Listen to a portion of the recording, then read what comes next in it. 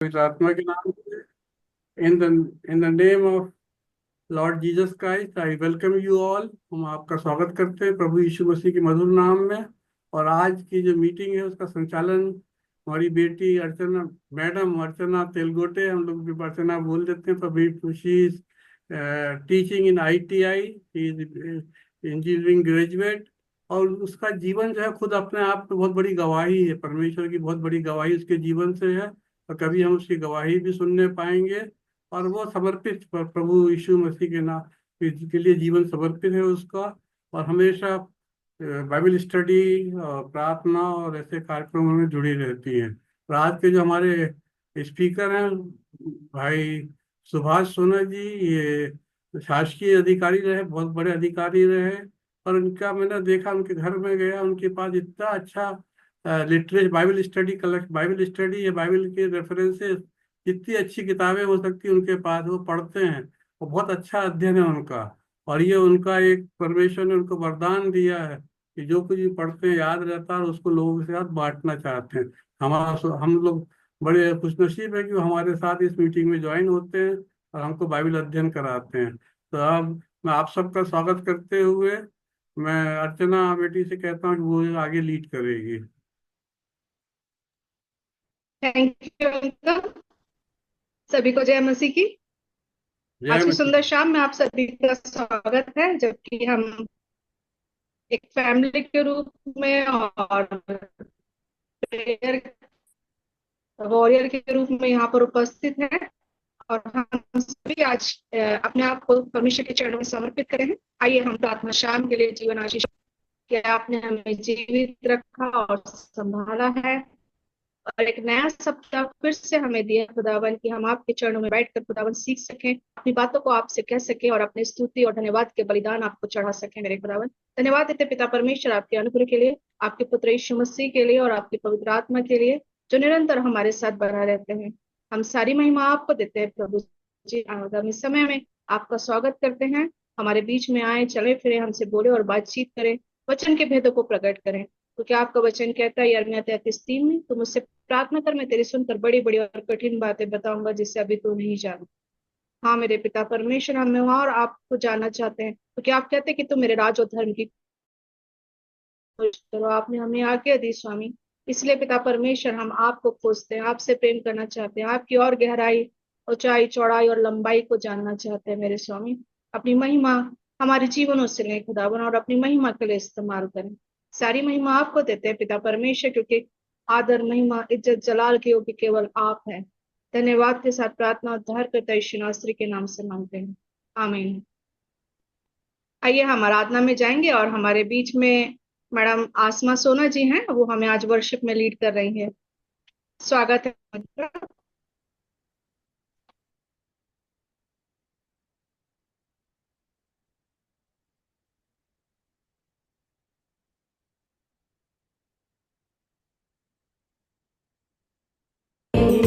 सारे जहां का सहारा सहारा, डूबे हो का किनारा किनारा, नैया हमारी डोले डोले, मौजों में खाए हिलोरे हिलोरे, ले चल किनारे ले जा बनकर, तू माझी ले जा हम सब को पार लगा दे। हालेलुया, ले चल किनारे ले जा बनकर, तू माझी ले जा हम सब को पार लगा दे। मिलकर मिलकर हम सन्ना तेरी गाते गाते, सारे जहां को सुनाते सुनाते, जय जय हो तेरी, महिमा हो तेरी प्रभु, सबको ये गीत सुना। सारे जहां का सहारा सहारा, डूबे हो का किनारा किनारा, नैया हमारी डोले डोले, मौजों में खाए हिलोरे हिलोरे, ले चल किनारे ले जा बनकर, तू माझी ले जा हम सब को पार लगा दे। हालेलुया, ले चल किनारे ले जा, बनकर तू माझी ले जा, हम सब को पार लगा दे। मिलकर हम सन्ना तेरी गाते गाते, सारे जहां को सुनाते सुनाते, जय जय हो तेरी, महिमा हो तेरी प्रभु, सबको ये गीत सुना।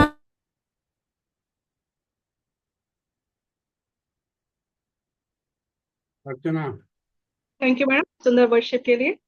परमेश्वर आपको बहुत ऐसे अपनी महिमा और सेवा के लिए इस्तेमाल करे।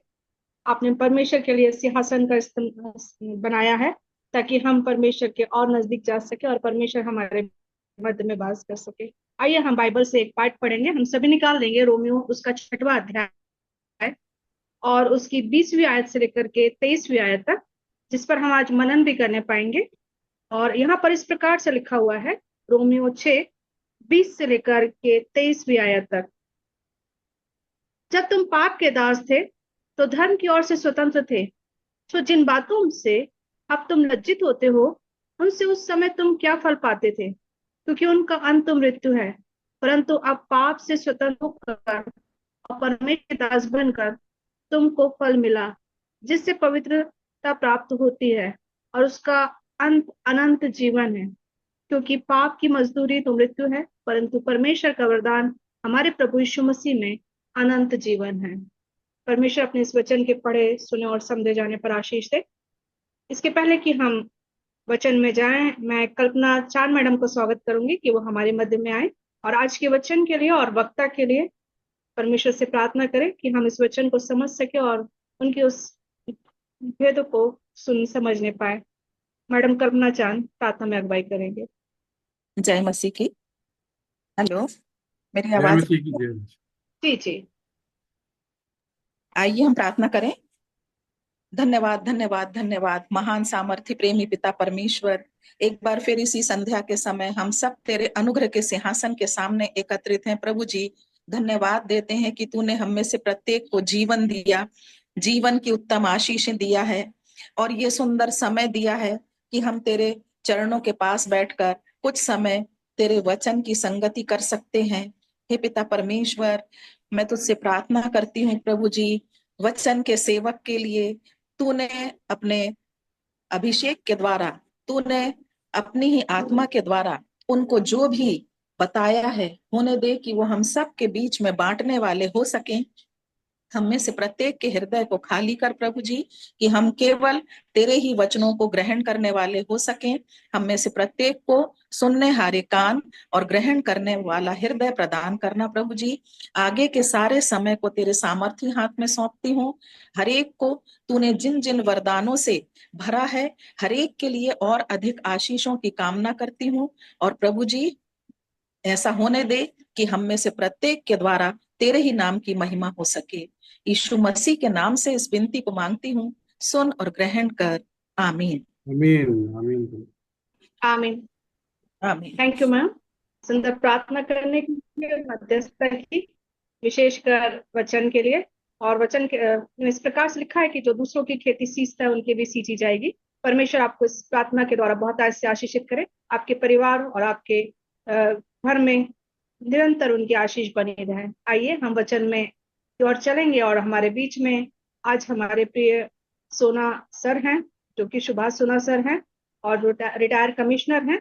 जब से वे रिटायर हुए हैं हम लगातार उनके साथ कुछ वर्षों से बाइबल अध्ययन कर रहे हैं। और वचन इस प्रकार से कहता है कि जो वचन की शिक्षा पर मन लगाता है वो कल्याण को पाता है, और जो प्रभु पर भरोसा रखता है वो धन्य हो जाता है। तो परमेश्वर इस वचन के द्वारा सर को बहुत ऐसे आशीषित करे। आइए सर, स्वागत है आपका, आज के वचन की मनादी करेंगे। सबको जय मसीह की, प्रेज द जय लॉर्ड। मसीह की। परमेश्वर का धन्यवाद हो, फिर से एक अवसर मिला हमें कि हम फिर से परमेश्वर की महिमा के लिए जुड़ पाए, उसको स्तुति के लिए। और फिर से अवसर मिला मुझे कि हम आपके साथ फिर से परमेश्वर के वचन पर मनन करूं, इसके लिए मैं परमेश्वर को धन्यवाद देता हूं। जैसा कि पिछले हफ्ता हमने और इस लगातार अनंत जीवन के संबंध में मनन कर रहे हैं, और पिछली बार हमने मनन किया कि परमेश्वर ने यीशु मसीह के द्वारा हमारे लिए अनंत जीवन का उपाय किया, यानी उसका एक दान है। परंतु हमारे लिए ये प्रश्न है कि हम उस दान को, क्योंकि दान देने वाला तो देता है परंतु ग्रहण करने वाला भी होना चाहिए। कई बार जो है कई लोग ग्रहण नहीं कर पाते।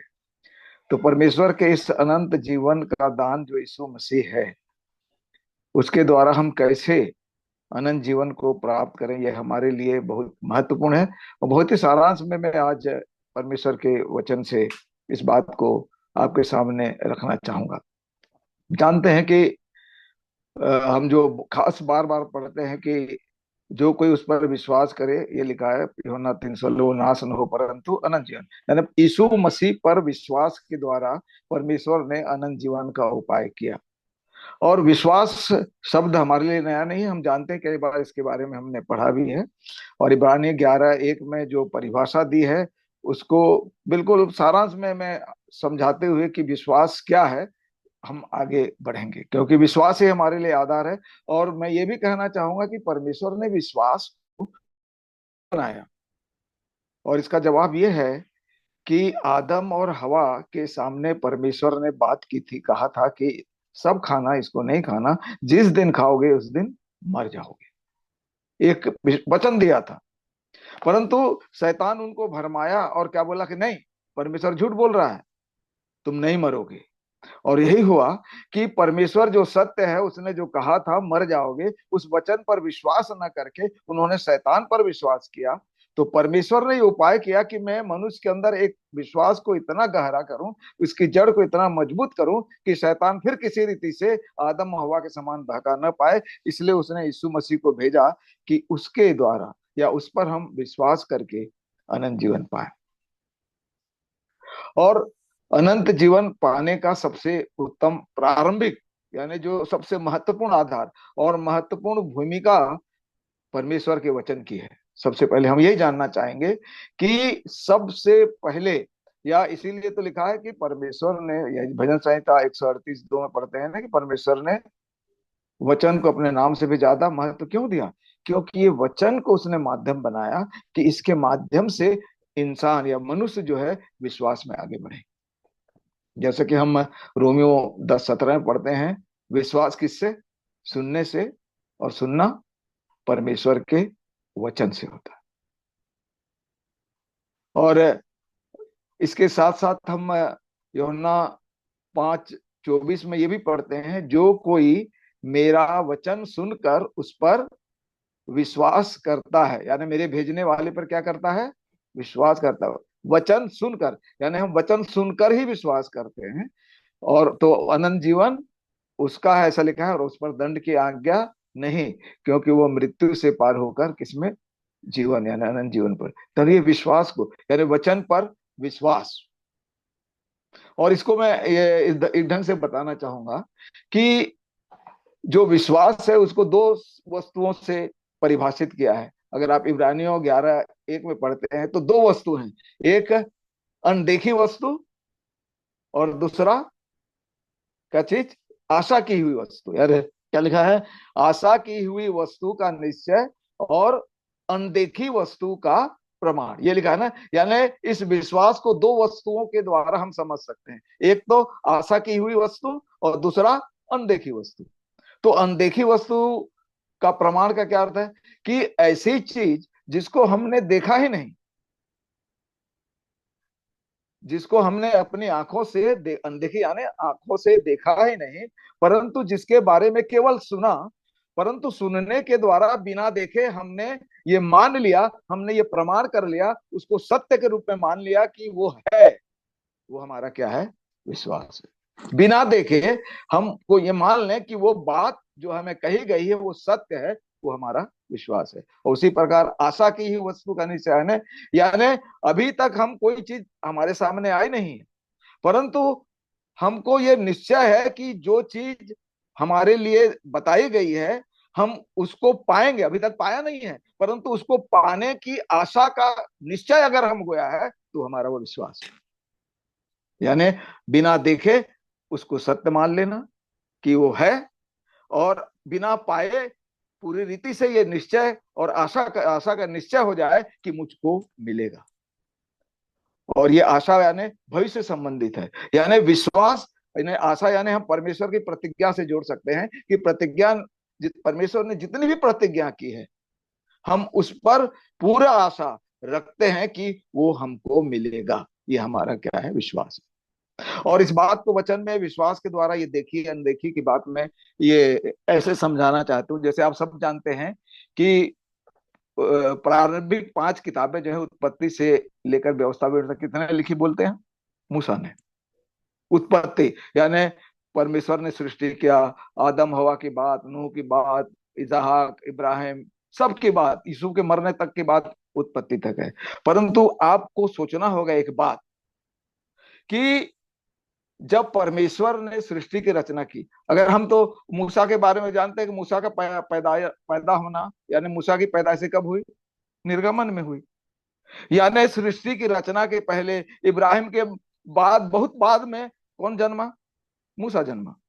यानी कहा गया है कैलकुलेशन में करीब करीब 2165, करीब करीब 2165 वर्ष के बाद मूसा का जन्म हुआ, सृष्टि के बाद, इन सब बातों के बाद। क्योंकि वो यूसुफ की मृत्यु में नहीं था, इब्राहिम के समय नहीं था। परंतु हमको यह आश्चर्य होता है कि जब वो नहीं था, तो जब वो नहीं था तो उन बातों को सच्चाई के साथ कैसे लिख पाया? ये एक सवाल है कि 2000 साल बाद पैदा हो रहा है और 2000 साल पहले की बात को वो हमारे सामने लिख रहा है। क्यों? क्योंकि हम नए नियम सब में पढ़ते हैं कि परमेश्वर का वचन जो है किसी मनुष्य के विचार से नहीं है। परमेश्वर जो है आत्मा से लोगों को प्रेरित करता था। जैसे हम पतरस ने भी लिखा है कि कोई भी जो है मनुष्य के विचार या धारणा से नहीं है, परंतु परमेश्वर के लोग जो है आत्मा से उभारे जाकर परमेश्वर की ओर से बोलते थे। परमेश्वर उनके साथ बात करता था और वो सत्य प्रकट करता था और वो बात करते थे। जैसे और भी हम वचन के बारे में जानते हैं कि तीमुथियुस, दूसरा तीमुथियुस में लिखा है कि परमेश्वर का वचन जो है आत्मा की प्रेरणा से रचा गया है। ये दूसरा तीमुथियुस 3:16 में पढ़ते हैं कि परमेश्वर का वचन परमेश्वर की प्रेरणा यानी आत्मा की प्रेरणा से रचा गया है। तो उस आत्मा के द्वारा परमेश्वर बात करता है। इसीलिए तो परमेश्वर के वचन को इब्रानी 4:12 में क्या बोलते हैं? परमेश्वर का वचन क्या है? जीवित है। यानी परमेश्वर आत्मा के द्वारा लोगों से बात करता है, अपने बात को वचन से, और अपनी गुण बातों को लोगों को प्रकट करता है। और इसीलिए हम ये बात को भली भांति दावे के साथ कह सकते हैं कि परमेश्वर ने मूसा से आत्मा के द्वारा बात की कि मूसा 2000 साल पहले मैंने पृथ्वी को ऐसे रचा, इब्राहिम से ये बात की, इससे ये बात की करके उसने मूसा पर प्रकट किया और उस सच्चाई को वो लिख पाया। यही कारण है। तो आज हम इस सच्चाई को जाने कि परमेश्वर आत्मा के द्वारा, वचन के द्वारा लोगों से अपनी बात को, चाहे पुरानी हो चाहे आने वाली हो, बात करके सच्चाई को प्रकट करता है। इसलिए उस वचन को हम ताकतवर मानते हैं, सामर्थ्य मानते हैं। इब्राहिम से इसका वचन जीवित और क्या है? प्रबल है। वो हमसे क्या करता है? बातचीत करता है। और इसीलिए हम जानते हैं कि ये वचन इसलिए सामर्थ्य है। और आप ये भी कहेंगे, जब पौलुस भी लिखता है इस बात को, अगर आप पहला कुरिन्थी 2 अध्याय के 9 पद को पढ़ेंगे तो क्या लिखा है मालूम है? आपने पढ़े होंगे ना, कि जिसे मनुष्य ने देखा नहीं, जो जिसे आंखों ने नहीं देखी। पहला कुरिन्थी 2:9 आप पढ़ेंगे, क्या लिखा है? जिसको आंख ने नहीं देखी, कानों ने नहीं सुना, और जो मनुष्य के चित्त में भी नहीं उतरी, ये वे बातें हैं जो परमेश्वर अपने प्रेम लागू रखने वालों के लिए प्रकट करता है। तो परमेश्वर गुड़ बातों को हमारे जीवन में प्रकट करता है। और इसीलिए परमेश्वर का वचन इसीलिए बहुत ताकतवर है, क्योंकि वचन को सुनकर हम क्या करते हैं? विश्वास करते हैं। आज वचन को जब सुनते हैं तो वो सत्य है कह के मान लेते हैं कि परमेश्वर है। ये मान लेते हैं कि परमेश्वर ने यीशु मसीह को हमारे उद्धार के लिए भेजा। ये मान लेते हैं क्योंकि हम यीशु मसीह जब क्रूस पर चढ़ा, चेलों से जब बात किया, हम उस वक्त नहीं थे, 2000 साल पहले की बात है। परंतु जैसे मूसा पर परमेश्वर ने प्रकट किया, इस वचन के द्वारा हमको ऐसा लगेगा कि हम भी विश्वास की आंख से मसीह को क्रूस पर चढ़े देख रहे हैं, हमारे लिए खून बहाते देख रहे हैं। हम ये भी देख सकते हैं उसको कि किस प्रकार परमेश्वर ने बीते समयों में हमारे लिए क्या क्या नहीं किया। मैं तो ये भी कहता हूं कि जब आप सब पहला शमूएल 17 किताब पढ़ेंगे तो आपको ऐसा लगेगा कि आप विश्वास की आंख से दाऊद और गोलियात के बीच हो रही लड़ाई को, उनके बीच की बातचीत को देख रहे हैं, सुन रहे हैं। ये परमेश्वर के वचन की सामर्थ्य है। जब आप पढ़ेंगे वो इस तरह आपसे बात करता है और आपके विश्वास की आंखों में बहुत सारे पुराने दृश्यों को आपके सामने लाता है। तो यही है वचन की सामर्थ्य, और इसी वचन की सामर्थ्य के कारण ही हम विश्वास करते हैं। क्योंकि बिना सने भाई, जब कोई चीज किसी के बारे में, जैसे चाहे न्यूज हो चाहे कोई भी बात हो, किसी के बारे में जब तक कोई सुनेगा नहीं कैसे जानेगा। और ये जानने वाले की बात को हम लास्ट में बात करेंगे। तो इस प्रकार जो परमेश्वर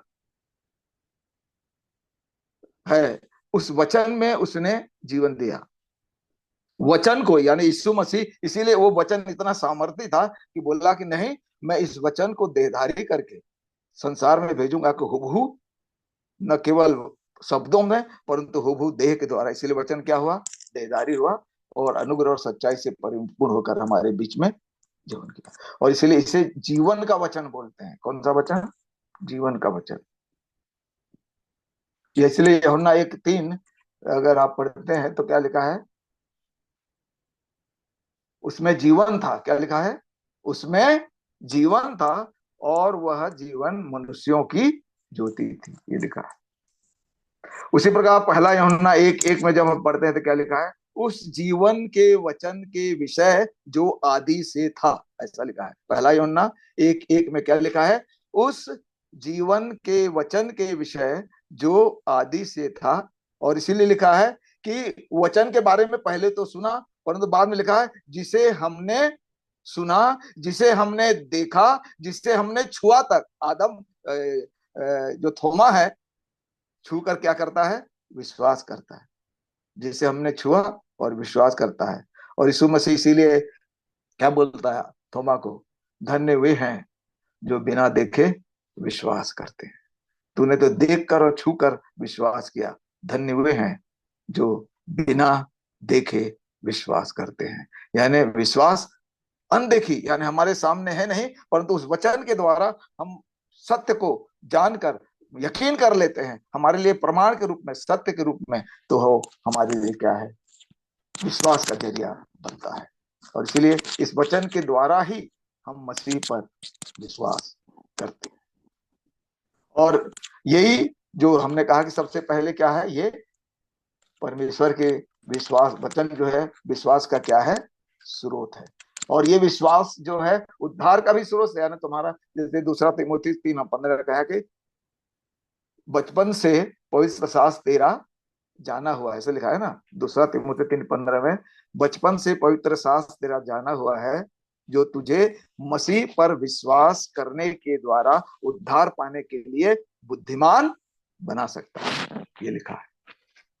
और रोमियो 1:16 में भी हम उसी बात को पढ़ते हैं कि रोमियो 16 में पौलुस एक बहुत अच्छी बात को हमारे सामने लिखता है कि मैं सुसमाचार से नहीं ला, सुसमाचार आप जानते हैं, सुसमाचार है यीशु मसीह। यानी सुसमाचार है यीशु मसीह के बारे में, उद्धार के बारे में। सुसमाचार अर्थात क्या है, यीशु मसीह, जो हम रोमियो 16:25 में पढ़ते हैं। सुसमाचार अर्थात कौन, यीशु मसीह। तो इसीलिए कहा कि मैं सुसमाचार से नहीं ला जाता, इसलिए कि वह हरेक क्या करने, विश्वास करने वाले के लिए, पहले तो इसराइलियों पर था, या पहले तो यहूदी फिर यूनानी के लिए उद्धार के निमित्त सामर्थ है। उद्धार के निमित्त परमेश्वर की सामर्थ है। इसके पहले हमने देखा ये विश्वास का स्रोत है, रोमियो 10:17 के अनुसार, कि सुनने के द्वारा हमको विश्वास आता है। और छुटकारा, जैसे हम कहते हैं कि हम गुलामी, जैसे इसके पहले पढ़े कि हम पहले दास, पाप के दास थे, और पाप के दास थे तो उसके अनुसार काम करते, जिसका फल क्या है, मृत्यु है। 22 पद में, रोमियो 6:22 में है। परंतु अब पाप से छुटकर हम किसके, परमेश्वर या यीशु मसीह के दास बने, जिसका फल क्या है? अनंत जीवन है। तो इसलिए ये जो है हमें स्वतंत्र करता है।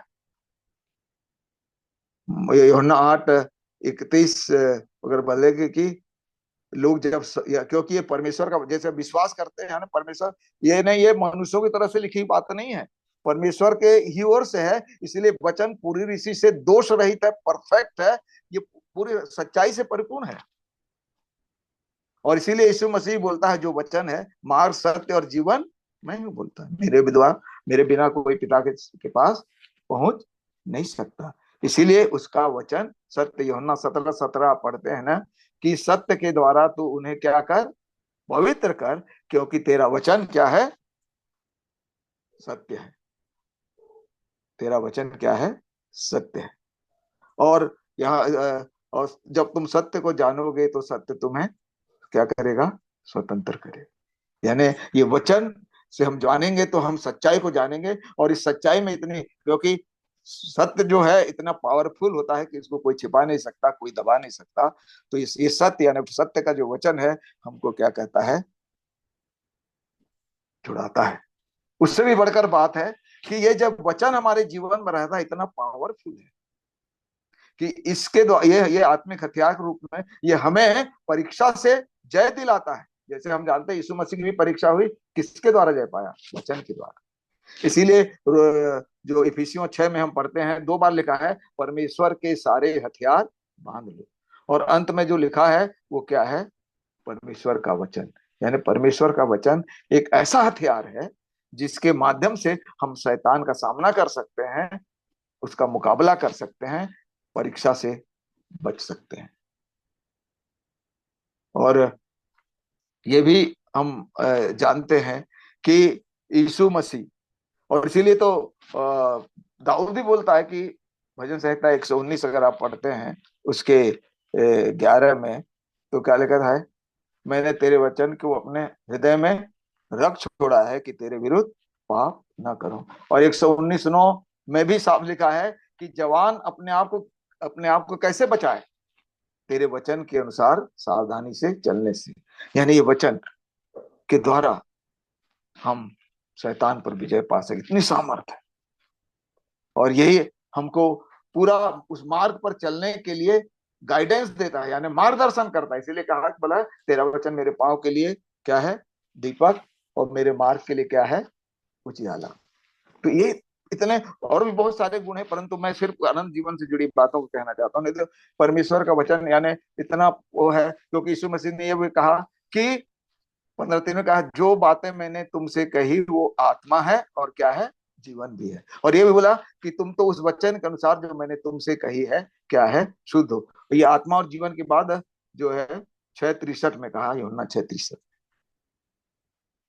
और एक्चुअल में हमारे जीवन के लिए जैसे क्या है, हम शरीर में जीवित रहते हैं, शरीर में जीवित रहते हैं तो हमको शारीरिक भोजन की आवश्यकता होती है। बिना भोजन के कुछ दिन के बाद आदमी मर सकता है। उसी प्रकार वचन जो है हमारे लिए आत्मिक भोजन है। व्यवस्था विवरण 8 पढ़ते हैं ना कि मनुष्य रोटी से नहीं परंतु उस वचन से जो यहोवा के मुख से निकलता है जीवित रहेगा। इसीलिए जब इस शैतान ने यीशु मसीह की परीक्षा की रोटी से पत्थरों से बोल के रोटी बन जाए तो क्या करना है? उसी को कोट किया उस वचन को कि मनुष्य रोटी से नहीं परंतु उस वचन से जो परमेश्वर के मुख से निकलता है जीवित रहता है। तो आज सबसे इंपॉर्टेंट बात मैं कहूंगा परमेश्वर का वचन है, क्योंकि यही वचन ही हमें सामर्थ देता है, यही वचन है हमें विश्वास में आगे बढ़ाता है, और यही वचन हमारे जीवन में सच्चाई को प्रकट करता है यीशु मसीह के बारे में। क्योंकि ये वचन के द्वारा हम यीशु मसीह को, परमेश्वर को, उसकी योजना को और उनकी सारी बातों को जो हमारे लिए करता है जान जाते हैं। इसीलिए यूहन्ना 17:3 में क्या लिखा है कि अनंत जीवन क्या है? अनंत जीवन यह है कि वो तुझको और जिसे तूने भेजा है उसको जाने, टू नो। परंतु हम जानना शब्द को थोड़ा गहराई से मैं बताना चाहूंगा। जानना शब्द का अर्थ यहाँ कुछ अलग है, क्योंकि जानने के दो, to know about someone and to know someone. बहुत डिफरेंट है। जैसे आज हम बड़े बड़े लोगों को जानते हैं, राष्ट्रपति को जानते हैं, प्रधानमंत्री मोदी को जानते हैं, परंतु एक्चुअल में उसको व्यक्तिगत रीति से नहीं जानते हैं। उसका हमारा और उनका जानना करेक्ट नहीं है, परंतु व्यक्तिगत संबंध जो है ना, वो जानना शब्द यहाँ अनंत जीवन में आया है। क्योंकि कई जगह जो नो शब्द आया है बहुत क्लोज आया है। जैसे आप स्वर्गदूत जब मरियम के पास आया था ये कहने के लिए कि पवित्र आत्मा से तो गर्भवती होगी, तो क्या पुत्र जनेगी, तो मरियम ने क्या कहा कि भाई ये कैसे हो सकता है? लूका 1:34 में अगर आप पढ़ेंगे तो कहा भाई ये कैसे हो सकता है, क्योंकि मैं किसी पुरुष को नहीं जानती। नहीं जानने का अर्थ है किसी पुरुष के साथ मेरा अंतरंग संबंध स्थापित नहीं हुआ, ये मतलब, तो मैं कैसे जान सकती हूँ। उसी प्रकार बहुत सारी जगह है, परंतु आप इंग्लिश ट्रांसलेशन पढ़ेंगे उत्पत्ति 4:1 में, तो उत्पत्ति 4:1 में भी ये अनुवाद आया है। उसमें साफ लिखा है उत्पत्ति 4:1 में कि आदम हवा के पास गया, ऐसा लिखा है, और हवा क्या हुई? गर्भवती। इंग्लिश ट्रांसलेशन में लिखा है एडम न्यू हिज वाइफ वाई, तो एव यानी ही न्यू हिज वाइफ, यानी आदम, नो का है ना एक अंतरंग संगम स्थापित होना, नो का अर्थ है। तो इसका यह अर्थ है कि परमेश्वर को और यीशु मसीह के साथ जब तक हमारा अंतरंग संबंध नहीं होगा, वो जो कि विश्वास के द्वारा है। और हम आप बाइबल में थ्रू आउट पढ़ेंगे तो परमेश्वर की जो सामर्थ है, जैसे आप जानते हैं कि जैसे बिजली एक जगह उत्पन्न होती है, उस बिजली के पावर को आपके घर से उस जगह से घर तक लाने के लिए एक मीडियम चाहिए, चाहे वायर चाहिए। बिना वायर के वो पावर आपके घर तक नहीं पहुंच पाएगी, एक मीडियम चाहिए, एक माध्यम चाहिए। तो उसी प्रकार परमेश्वर की सामर्थ को हम तक पहुंचाने के लिए परमेश्वर ने 4 बातें दी हैं। आप बाइबल में पढ़ेंगे तो सबसे पहले वचन है। परमेश्वर वचन के माध्यम से अपनी सामर्थ को हमारे बीच में भेजता है। दूसरा, परमेश्वर जो है आत्मा के द्वारा, पवित्र आत्मा के द्वारा अपनी सामर्थ को भेजता है। और जो उससे बढ़कर विश्वास, जब तक विश्वास नहीं करेंगे परमेश्वर उस सामर्थ को नहीं भेजे। तो इसलिए जब हम विश्वास करेंगे तो अनंत जीवन देना या उस सामर्थ को, यानी इसलिए कहा है कि जो पहले तो यूनानी और यहूदी फिर यूनानी के लिए उद्धार के लिए परमेश्वर की क्या है? सामर्थ है बोला। तो जब हम विश्वास करेंगे तब परमेश्वर उस सामर्थ को हमारे बीच में भेजेगा। और तीसरा जो है प्रार्थना, पहले वचन, विश्वास, आत्मा, और चौथा क्या है? प्रेयर। तो प्रेयर जब हम करेंगे विश्वास के द्वारा, ये सब चीजों के द्वारा, आत्मा में, विश्वास में और उसके वचन पर विश्वास करके, तो उस प्रार्थना के द्वारा भी परमेश्वर सामर्थ देता है। तो इसीलिए उस वचन पर जब हम विश्वास करेंगे तो यीशु मसीह के माध्यम से, क्योंकि वो वचन है, वो आत्मा है और हमारे लिए इस परमेश्वर और हमारे बीच का एक मीडियम है, उसके माध्यम से परमेश्वर अनंत जीवन का जो सामर्थ्य, अनंत जीवन हमारे लिए देता है। और 2 बातें बड़े सारांश में कहकर मैं समाप्त करूंगा। उसके बाद जब आप ये देखेंगे, जैसे पहला हम वचन सुनकर लोगों के कन्वर्ट होने की बात हम प्रेरितों के काम उसके 2 अध्याय में ही पढ़ते हैं। अब जानते हैं कि ये पतरस, जब लोग वहां पर आए तो क्या आया? पवित्र आत्मा बड़े जोरावर तरीके से आया और सब अन्य भाषा में बोलने लगे। परंतु जब लोगों ने कहा करे ये तो दिन में नशे में है, परंतु पतरस उन्हें डांटता, नहीं, ये योएल भविष्यवक्ता ने जो कहा है उसके अनुसार ये पवित्र आत्मा पाए। और ये एक बहुत स्ट्रॉन्ग, आप देखेंगे 2 अध्याय में पतरस का जो है, अगर आप 14 पद से पढ़ेंगे तो पतरस का हिंदी में भाषण है, एक स्ट्रॉन्ग सरमन, एक बहुत सामर्थी वचन लोगों को देता है 14 से लेके। अब इतना सामर्थी वचन है, इसमें पावर है, इतना पावर लिखा है। 37 पद में क्या लिखा है? तब सुनने वालों के हृदय क्या हो गए? छिद गए। यानी वचन में इतनी सामर्थ है, जब लोगों ने सुना, विश्वास किया, उनका हृदय छिद गया और उन्होंने क्या कहा कि हे साहिबो, हम क्या करें? प्रश्न आया, हम क्या करें? पतरस ने 38 पद में कहा है, मन फिराओ और तुम में से हर एक अपने अपने पापों की क्षमा के लिए यीशु मसीह के नाम से क्या लो? बपतिस्मा लो तो तुम पवित्र आत्मा का दान पाओगे। अब इसके बाद जो हम जानते हैं कि जब वचन सुनता है इंसान और जब वो विश्वास करता है तो एक प्रक्रिया आती है बपतिस्मा। मैं इसमें थोड़ा स्पष्ट करना चाहता हूं, कई लोग कंफ्यूज होते हैं। जो आज हम कलीसियाओं में या उसमें परंपरागत रीति से बपतिस्मा के बाद पानी में डुबो कर या छिड़क कर या उंडेल कर, कई लोग तो चाइल्ड बपतिस्म की बात भी करते हैं। तो यीशु मसीह जो मत्ती 18, 28, 19 वगैरह में कहा कि लोगों को चेला बनाओ, उन्हें पिता पुत्र और पवित्र आत्मा के नाम से क्या दो, बपतिस्मा। और मरकुस 16:16 में अगर आप पढ़ेंगे साफ साफ लिखा है। किसके बाद? अगर आप बाइबल निकाल सके देखेंगे आप भी तो लिखेंगे मरकुस 16:16 में, जो कोई विश्वास करे और बपतिस्मा ले, ऐसा लिखा है। विश्वास के बाद क्या आता है? बपतिस्मा। विश्वास करे और बपतिस्मा ले, उसका उद्धार हो। तो यहाँ पर हम कंफ्यूज न करें कि बपतिस्मा ही हमारे लिए एक मीडियम है कि वो उद्धार का जरिया है, कि नहीं, ऐसा नहीं है। विश्वास के बाद एक ऐसा बपतिस्मा जो यीशु मसीह कहता है, वो पानी वाली बात मैं नहीं कर रहा, जो परंपरागत हम कलीसिया में देते हैं वो नहीं है, वो हमको नहीं कहे।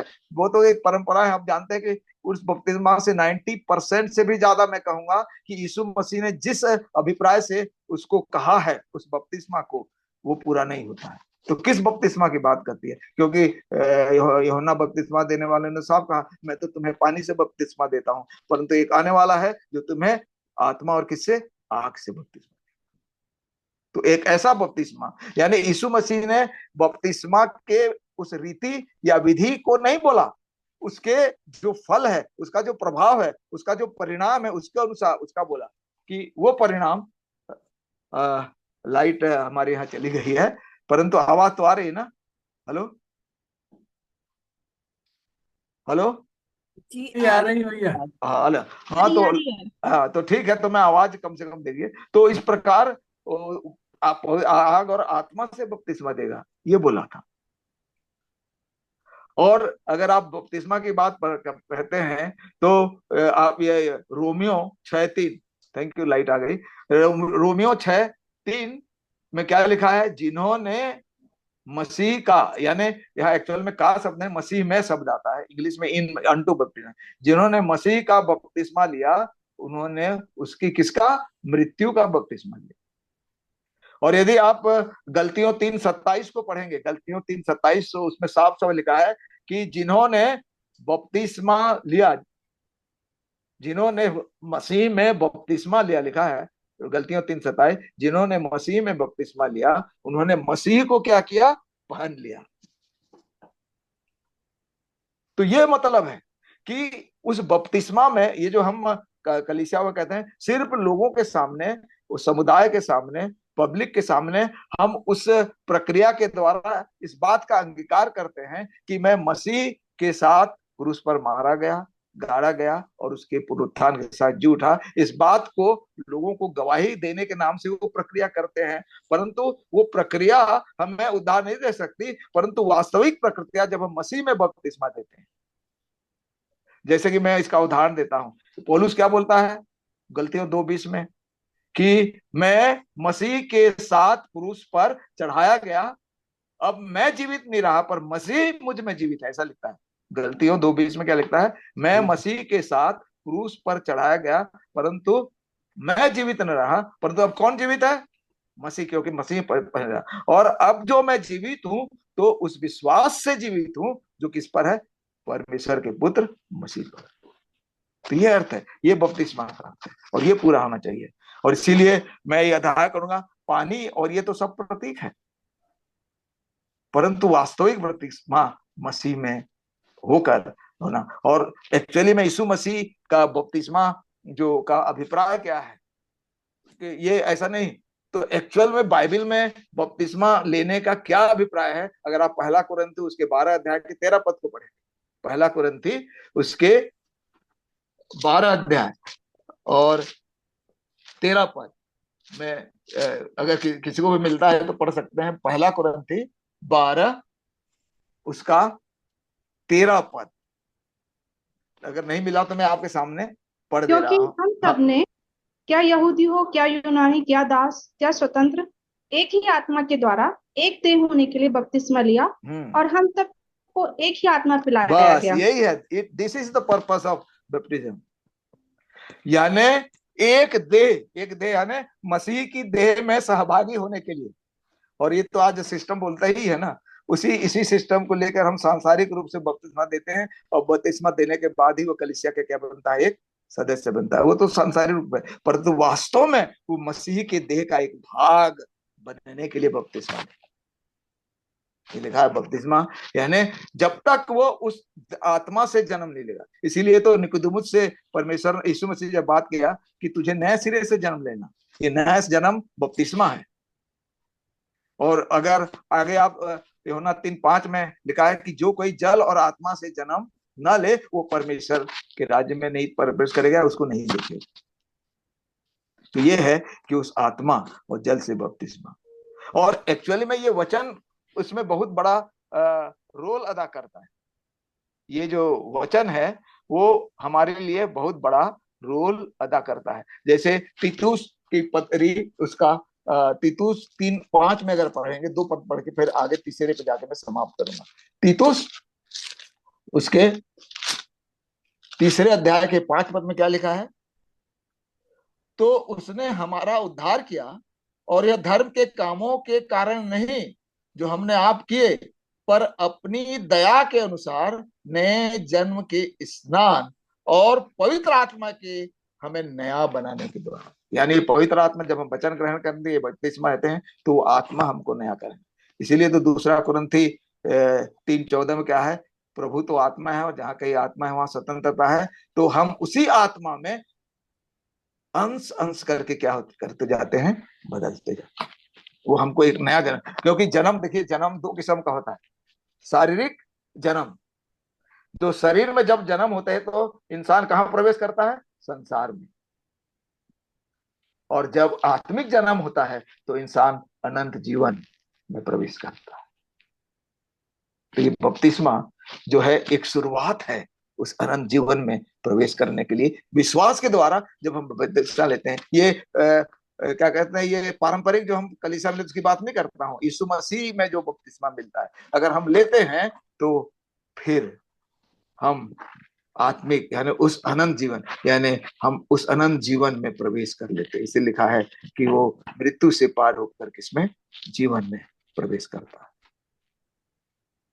तो हम इसको कंफ्यूज नहीं करें। कई लोग कहते हैं कि बैप्टिज्म जो हम आज जिस कलीसिया में करते हैं that is the source of our salvation. नहीं, सोर्स ऑफ साल्वेशन तब है जब मसीह में हमारा। क्योंकि आप देखिए, इसका मैं ऐसा उदाहरण देना चाहूंगा। डाकू, 2 डाकू थे, दोनों परमेश्वर का वचन सुने, एक ने विश्वास किया, एक ने नहीं किया। एक ने विश्वास करके क्या कहा कि ये तो भैया हम तो पाप के कारण हमने गलती से भुगत रहे, ये तो कोई नहीं किया। उसने कहा, अपने पाप का अंगीकार करके उसने यीशु मसीह को ग्रहण किया, मेरी क्या लेना, सुध ही लेना। उसने क्या किया, अनंत जीवन का भागीदार बना। पानी में तो बपतिस्मा नहीं लिया ना, परंतु यीशु मसीह में बपतिस्मा। जैसे पौलुस बोलता है कि मैं मसीह के साथ क्रूस पर चढ़ाया गया, तो वो डाकू दोनों तो चढ़ाए गए थे, परंतु किस वो दूसरा डाकू ने मसीह के संगति की, उसको जाना, उसको ग्रहण किया और उसके साथ वो क्रूस पर चढ़ा, तो वो उसका बपतिस्मा यीशु मसीह ने दिया, अनंत जीवन का मैं उसको प्रवेश करा दिया। तो ये बपतिस्मा की बात बाइबल करता है। ये हम जो पानी वानी ये दुनिया के रीति रिवाज करते हैं, उससे ये मतलब नहीं। इसका मतलब यही है कि हम इस प्रकार कब, और इसी प्रकार वचन से संबंधित अगर बात कहेंगे तो पहला पतरस उसका 1 अध्याय, पहला पतरस उसका पहला पद, उसका 23 पहला अध्याय के 23 पद में अगर आप पढ़ेंगे, पहला पतरस 1:23 क्या लिखा है, नाशवान नहीं पर अविनाशी बीज से हाँ जीवते और सदा ठहरने वाले वचन के द्वारा नया जन्म पाया है। हाँ, किसके द्वारा, वचन। तो इस वचन में ये सामर्थ है, यानी उस वचन को, यानी हम यीशु मसीह को ग्रहण करते हैं तो उसके द्वारा हमारा स्नान होता है। ये पानी भी वचन का ही प्रतीक है। तो ये पानी हमारे लिए पानी ना रहे, पर ये पानी वास्तविक में परमेश्वर का अविनाशी और जीवित वचन बने, और वो वचन के द्वारा हमारा नया स्नान होगा, तब हम कहेंगे। और इसीलिए तो लिखा है दूसरा कुरिन्थी 5:17, जो मसीह यीशु में है वो क्या है, नई सृष्टि। तो सबसे पहली चीज हमने ये जाना कि वचन के द्वारा विश्वास होगा, और विश्वास के द्वारा हम अपना संबंध, अंतरंग संबंध किससे बनाएंगे, यीशु मसीह से बनाएंगे। क्योंकि जो उस पर विश्वास करेगा, अंतरंग संबंध होगा, तो परमेश्वर उस सामर्थ्य को, उस अनंत जीवन को यीशु मसीह के माध्यम से हमको देगा। तो सबसे बड़ी चीज है कि हमको क्या, इसको ग्रहण करना है, यीशु मसीह को। इसीलिए हमने जो पद पढ़ा उसको आपके सामने स्पष्ट करना चाहता हूँ। ये रोमियो 6:23 में क्या लिखा है, मैं बोल रहा हूं, पाप की मजदूरी मृत्यु है, परंतु परमेश्वर का वरदान प्रभु यीशु मसीह में अनंत जीवन है। क्या मैंने सही पढ़ा है? बोलिए, मैं फिर एक बार पढ़ रहा हूं, बोल रहा हूं, पाप की मजदूरी मृत्यु है, परंतु परमेश्वर का वरदान यीशु मसीह में अनंत जीवन है। सही, सही है जी। है? बोलिए भाई। ठीक है। नहीं, सही नहीं है, एक मिनट, सही नहीं है। मैंने क्या बोला था, परमेश्वर का वरदान यीशु मसीह में, हमारे शब्द आया, क्या आया हमारे है, प्रभु यीशु मसीह में, हाँ, हमारे प्रभु यीशु मसीह हाँ, में। यह सबसे बड़ी चीज वही है। This is the secret. आज आज हमको वही समझना है। यीशु मसीह के बारे में सब जानते हैं, परंतु उसको लोग हमारा नहीं बनाते। हमारा। हाँ, जब तक हम उसको हमारा नहीं बनाएंगे, जब तक यीशु मसीह मेरा नहीं बनेगा, परमेश्वर का वरदान जो अनंत जीवन है मुझको नहीं मिलेगा। ये सच्चाई है। इस सच्चाई को इस पद के द्वारा जाना है, वो हमारा। और इसको हम व्यक्तिगत रूप से करें, व्यक्तिगत रूप से कहेंगे कि पाप की मजदूरी मृत्यु है, परंतु परमेश्वर का वरदान मेरे यीशु मसीह में मेरे लिए क्या है, अनंत जीवन। जब तक उसको हम ग्रहण नहीं करेंगे, जब तक उसको नहीं जानेंगे करता, जब तक उसके साथ हमारा अंतरंग संबंध नहीं होगा, तब तक वो अनंत जीवन हमको। पहला यूहन्ना में क्या लिखा है, बारह, जितनों ने उसे क्या किया, ग्रहण किया, उसको उसने अपनी संतान होने का अधिकार दिया। ये लिखा है ना भाई। यीशु मसीह को ग्रहण करेंगे तो परमेश्वर हठात से एक अधिकार देगा। क्या अधिकार? अपनी संतान। संतान का अर्थ है क्या, संतान पिता से अलग रह सकता है क्या? किसके संग रहेगा? पिता के साथ। यानी जब हम संतान बनेंगे तो ऑटोमेटिक ये अधिकार हमको मिलेगा कि हम पिता के साथ रहेंगे, अर्थात हम अनंत जीवन पाएंगे। तो सबसे बड़ी बात यही है हमारे लिए कि हम क्या करें, यीशु मसीह को ग्रहण करें, वचन सुनकर विश्वास करें, और मसीह ने जो शिक्षा दी उसके द्वारा विश्वास से, क्योंकि ये आत्मा जो है, आत्मा के द्वारा हम आगे बढ़ सकते हैं। उस नए जन्म के अनुभव में हम उसमें प्रवेश करते हैं। और इसीलिए अगर आप यूहन्ना 2 अध्याय को पढ़ते हैं तो साफ साफ क्या लिखा है मालूम आपको?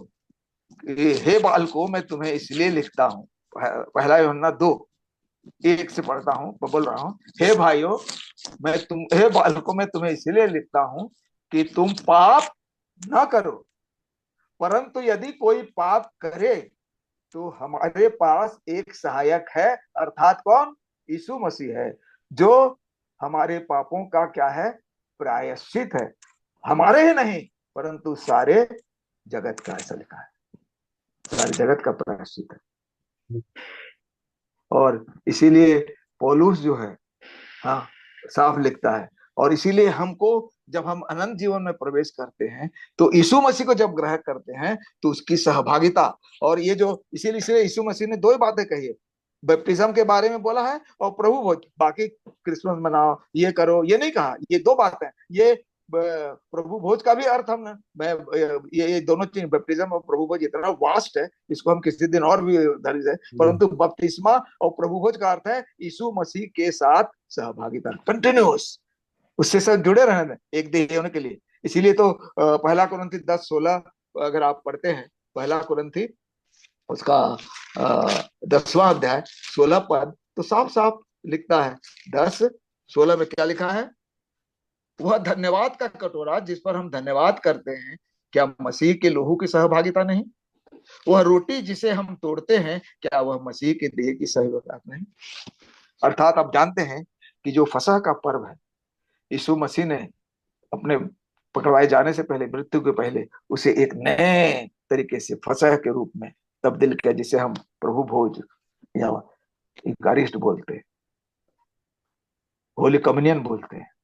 हम उसकी सहभागिता, क्योंकि कहा, इसने क्या कहा है, जब कभी तुम पियो और खाओ मेरे स्मरण के लिए, यानी हम बार बार स्मरण करते हैं। और याद रखिएगा, ये जो पवित्र आत्मा है, हमें जैसे कहा ना कि मूसा को याद दिला रहा है, सब बहुत पुरानी बातें यीशु मसीह ने कहा ना, पढ़ेगा कि ये पवित्र आत्मा आएगा, सहायक आएगा, तो सब बातें तुम्हें क्या कराएगा? स्मरण दिलाएगा। तो आज हम इसके द्वारा उस स्मरण को प्राप्त करते हैं। तो परमेश्वर इसके द्वारा, हम इसके द्वारा सहभागिता को प्राप्त करते हैं।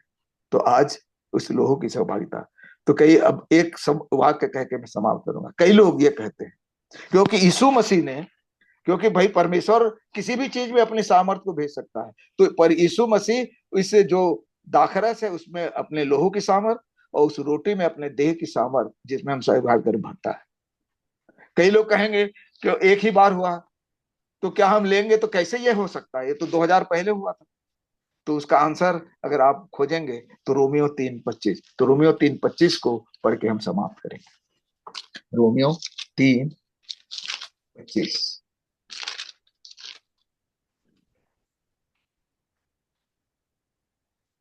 किसी को मिलता है तो पढ़िए, फिर हम उसे समाप्त। परमेश्वर ने उसके लहू के कारण एक ऐसा प्रायश्चित ठहराया जो विश्वास करने से कार्यकारी होता है कि जो हाँ, पाप पहले बस किए बस गए। इतने।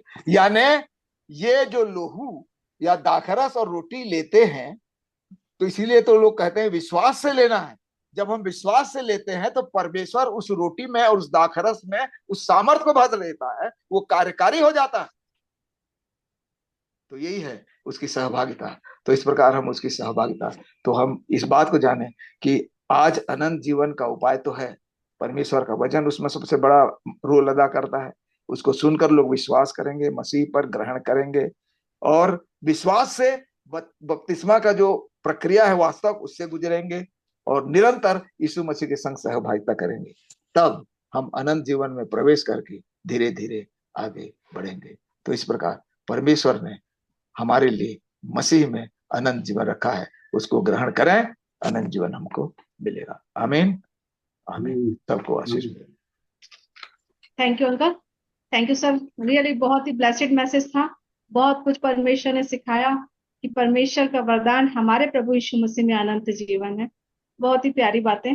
परमेश्वर आपको बहुत ऐसे इस्तेमाल करें और बहुत अधिक भेदों को प्रकट करें।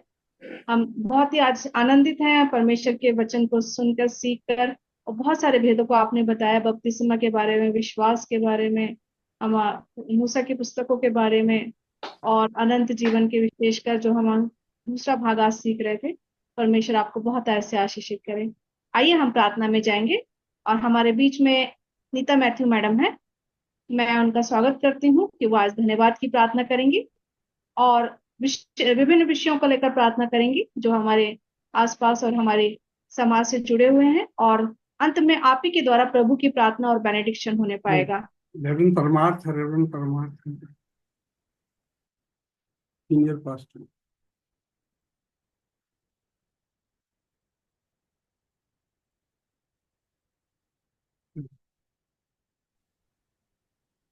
प्रार्थना करूं? हाँ जी, आइए हम अपने सिरों को झुकाएंगे, परमेश्वर को धन्यवाद देंगे सुंदर वचन के लिए, सुंदर आशीषों के लिए, और विशेष तौर से इस डिवाइस के लिए जिसके माध्यम से हम लोग इस उपवासकालीन प्रार्थना में जुड़ सके और इस सुंदर संगति को हम लोग प्राप्त कर सके, सुंदर आशीषित वचन को हम सुन सके। इन सब बातों के लिए जो परमेश्वर की प्रेरणा से आज हमने इस संगति को पाया, ये खुदा का अनुग्रह है मेरे प्रियो। इसलिए हम परमेश्वर को अपने सिर झुकाकर प्रार्थना में जाकर धन्यवाद देंगे।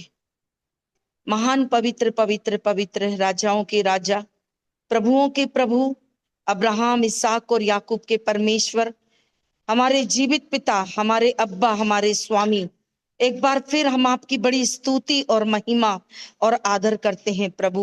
धन्यवाद देते हैं प्रभु कि हम मिट नहीं गए, ये आपकी महाकरुणा का फल है।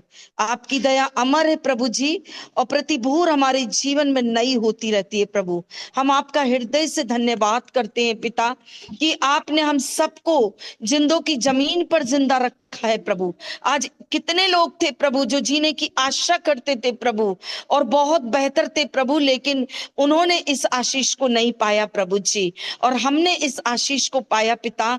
इसलिए हम आपका धन्यवाद करते हैं क्योंकि आप हमारे जीवन के दाता हैं पिता परमेश्वर। हम आपको स्तुति देते हैं पिता परमेश्वर, और आपका वचन कहता है प्रभु जी कि मुर्दे नहीं परंतु जीवित ही आपकी स्तुति कर सकते हैं प्रभु। आज हम सब ने मिलकर आपकी स्तुति की है प्रभु, आराधना की है, सुंदर वचनों को परमेश्वर हमने सुना है प्रभु जी। और आपका वचन कहता है पिता कि परमेश्वर आपके वचन के खुलने से प्रकाश होता है प्रभु जी, और भोले लोग समझ को प्राप्त करते हैं पिता। हम आपका धन्यवाद करते हैं पिता हर एक आशीषों के लिए प्रभु, इस ग्रुप्स के माध्यम से जिन्होंने अपनी सेवाओं को दिया पिता। आपके दास के लिए हम धन्यवाद करते हैं पिता परमेश्वर, आपकी दासी के लिए धन्यवाद करते हैं पिता कि सुंदर लीडिंग को वो करने पाई पिता परमेश्वर। आसमा सोना के लिए हम धन्यवाद करते हैं प्रभु, जो सुंदर गीत को गाकर आपकी आराधना की, स्तुति की परमेश्वर। हम सोना सर के लिए आपका धन्यवाद करते हैं पिता कि इतने सुंदर आशीषित वचनों को हमारे मध्य में बोया प्रभु जी, और हम ये विश्वास करते हैं कि हमारी हृदय रूपी भूमि पर परमेश्वर वो 100 गुना फल लाने पाएगा पिता परमेश्वर। हम आपका धन्यवाद करते हैं। आप उन्हें आशीष देना, दीर्घायु से तृप्त करना प्रभु, स्वस्थ और भला चंगा रखना परमेश्वर पिता।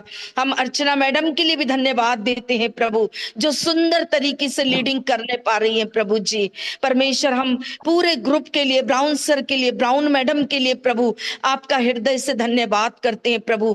और जितने लोग पिता इस डिवाइस से जुड़े हुए हैं प्रभु पिता, जितने तेरे प्रेमी लोग तुझसे प्यार करते हैं प्रभु, तेरे वचन की खोज में रहते हैं प्रभु, उन सब के लिए भी हम आपका धन्यवाद करते हैं पिता। एक एक को परमेश्वर जो कान इस प्रार्थना को सुन रहे प्रभु, स्वर्ग से आप अपनी आत्मा को उंडेल देना, अपनी बरकतों को उंडेल देना प्रभु हर एक पर प्रभु जी, और हमारा जीवन आपके महिमा के लिए इसी तरह इस्तेमाल किया जाए पिता परमेश्वर। और जब जब इन अंतिम दिनों को परमेश्वर हम आते देखते हैं प्रभु, तो और इकट्ठा होना ना छोड़े पिता, परंतु हमने जो बातें सुनी है उस पर हम और मन लगाए प्रभु जी, और आपके आत्मा में बढ़ते जाए प्रभु जी, क्योंकि परमेश्वर पिता आपने हमसे बहुत प्यार किया है और अपने पुत्र को इसलिए दिया है प्रभु कि हम नाश ना हो परंतु अनंत जीवन को प्राप्त करें प्रभु जी। सुंदर आशीषित वचन के लिए हम आपका धन्यवाद करते हैं प्रभु। आपका धर्मी जन विश्वास से जीवित रहता है प्रभु, आपका कलाम कहता है प्रभु, और विश्वास सुनने से और सुनना मसीह के वचन से होता है प्रभु। हर एक आशीषों के लिए हम आपको धन्यवाद देते हैं प्रभु। आज हम सब मिलकर परमेश्वर प्रार्थना करते हैं विशेष तौर से अपने देश के लिए पिता परमेश्वर। प्रभु जी, जब भयानक स्थितियां हैं पिता, और जब हम इन बातों को सुनते हैं, इन चर्चाओं को सुनते हैं पिता, तो हम ये जानते हैं प्रभु कि आपने अपने वचन में पहले से ही भविष्यवाणी कर दी है पिता, और परमेश्वर आपका आना निकट है प्रभु, ये चिन्ह है पिता परमेश्वर। लेकिन जब आपके लोग प्रार्थना करते हैं पिता, तो परमेश्वर आप उनकी दुआओं को सुनते हैं प्रभु, और हम यही प्रार्थना करते हैं प्रभु कि हमारे देश में अमन, चैन और भाईचारा हो पिता परमेश्वर। हाँ प्रभु, जितनी गड़बड़ियां हैं पिता, लोगों के बीच में मतभेद है प्रभु, धर्म जाति को लेकर पिता परमेश्वर, ओ प्रभु उन सब बातों को परमेश्वर हम प्रार्थना करते हैं कि यीशु के नाम से वो दूर होने पाए पिता परमेश्वर। और हर एक भयानक युद्ध की परमेश्वर ओ प्रभु आशंका है प्रभु, और जो हो रहा है पिता, उसको भी आप अपने शांतिदायक परमेश्वर आत्मा को भेजकर प्रभु जी हमारे अधिकारियों को, हमारे नेताओं को इतनी समझ देना प्रभु जी कि परमेश्वर हिंसा से नहीं प्रभु परमेश्वर, लेकिन अहिंसा से परमेश्वर ओ प्रभु हम इस देश में रह सकें प्रभु जी, और शांति को प्राप्त करें पिता परमेश्वर। ओ प्रभु परमेश्वर, हम यही विनती करते हैं प्रभु, तेरी शांति और तेरा सुसमाचार, तेरा उद्धार हमारे इस भारत वर्ष में आने वाला बन सके पिता परमेश्वर। आपका वचन कहता है कि आपकी ये इच्छा है प्रभु, आप नहीं चाहते कि एक भी आत्मा नाश हो पिता परमेश्वर। और आज हम उन्हीं नाश होने वाली आत्माओं के लिए परमेश्वर एक पहरुआ बनकर खड़े होते हैं प्रभु, और प्रार्थना करते हैं पिता परमेश्वर कि आप हर एक को बचा लीजिए प्रभु जी, ताकि आपका जो आने का इस दुनिया में मकसद है प्रभु जी कि आप सबको अनंत जीवन देना चाहते हैं प्रभु, वो हर एक लोग प्राप्त करें पिता परमेश्वर। जो लोग नशे में है प्रभु जी, जो लोग परमेश्वर नाना प्रकार के लस्ट में है पिता परमेश्वर, और परमेश्वर आज हम विशेष तौर से इस बात को देखते हैं प्रभु कि घरों घरों में परमेश्वर, पति पत्नियों में और परिवारों में फूट है पिता परमेश्वर। प्रभु ये सब परमेश्वर हम जानते हैं कि शैतान की बड़ी चालें हैं पिता परमेश्वर। और प्रभु परमेश्वर, जब लोग तेरे वचन से, तेरी संगति से दूर रहते हैं प्रभु, तो वे भटक जाते हैं प्रभु। इसलिए पिता हम प्रार्थना करते हैं, हर एक को अपनी नजदीकी में लेकर आइए पिता, पवित्र आत्मा का स्पर्श दीजिए पिता परमेश्वर, कि आत्माएं बचाई जाए, परिवार बचाए जाएं प्रभु जी, और इन पापों और गुनाहों से दूर रह सकें प्रभु जी परमेश्वर। सारी बातों के लिए प्रभु, हाँ परमेश्वर, हमारे पास बहुत सी विनतियां हैं प्रभु, लेकिन तू मनों का जांचने वाला परमेश्वर है प्रभु, और हमारे बिन मांगे भी प्रभु आप हमारी दुआओं को सुनने वाले परमेश्वर है प्रभु। इसलिए हम विनती करते हैं प्रभु जी परमेश्वर, आप हर एक के ऊपर अपने पवित्र आत्मा को उंडेल लिए, उस ज्ञान को उंडेलिए प्रभु, कि सत्य को और असत्य को प्रभु लोग पहचान सके प्रभु, और तेरे मार्ग पर चल सके प्रभु, ताकि अनंत जीवन पाए। एक बार फिर परमेश्वर प्रभु, आपके प्रत्येक दास दासी को जो यहाँ मौजूद है प्रभु जी परमेश्वर, इस डिवाइस के माध्यम से जुड़े हुए हैं, यीशु के नाम से हम ब्लेस करते हैं प्रभु और आशीषित करते हैं प्रभु, और प्रार्थना को धन्यवाद के साथ हमारे मुक्तिदाता उद्धार करता प्रभु यीशु मसीह के नाम से मांग लेते हैं। दया से सुनकर अपने स्वर्ग राज्य में कबूल कीजिएगा। आमीन और आमीन। आमीन। थैंक यू, थैंक यू सुंदर प्रार्थना के लिए। परमेश्वर बहुत तरह से आशीषित करे और अपनी सेवाओं में निरंतर आपको इसी तरह इस्तेमाल करे। आइए हम प्रभु की प्रार्थना और बेनेडिक्शन रेवरेंड पीटर के द्वारा पाएंगे।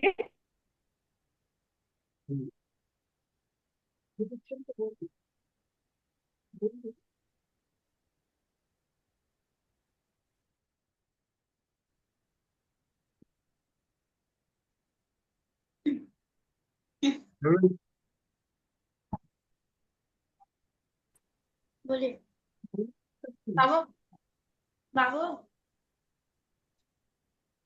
बोलिए। प्रभु की प्रार्थना कर दो तुम, वो बेनेडिक्शन दे देंगे वो, है ना? तुम करो। आइए प्रभु की प्रार्थना करेंगे। हे हमारे पिता, तू जो स्वर्ग में है, तेरा नाम पवित्र माना जाए, तेरा राज आए, तेरी इच्छा जैसे स्वर्ग में पूरी होती है वैसे इस पृथ्वी पर भी पूरी हो।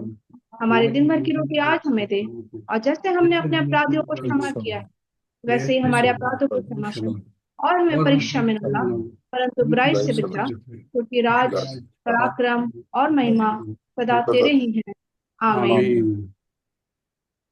आइए हम आशीर्वाद ग्रहण करेंगे पास्टर रेवरेंड पीटर जी के द्वारा। परमार्थ। अच्छा जी, आवाज आ रही है आपको? जी हाँ, आ रही है। अच्छा जी, हम आशीष लेंगे, प्रभु की तरफ से आशीष लेंगे। अब हमारे प्रभु यीशु मसीह का अनुग्रह, पिता का प्रेम और पवित्र आत्मा की सहभागिता आप सबों के साथ में अब से लगाकर सदा तक बनी रहे। आमीन। आमीन। आमीन। Thank you pastor. परमेश्वर आपको बहुत ऐसे इस्तेमाल करे। Thank you. धन्यवाद। आप सभी को जय मसीह की।